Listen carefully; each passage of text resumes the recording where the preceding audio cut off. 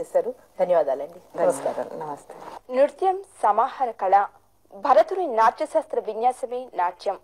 మన తెలుగువారి కళా సృష్టికి నాట్య విస్ఫూర్తికి దర్పణం కూచిపూడి నృత్యం.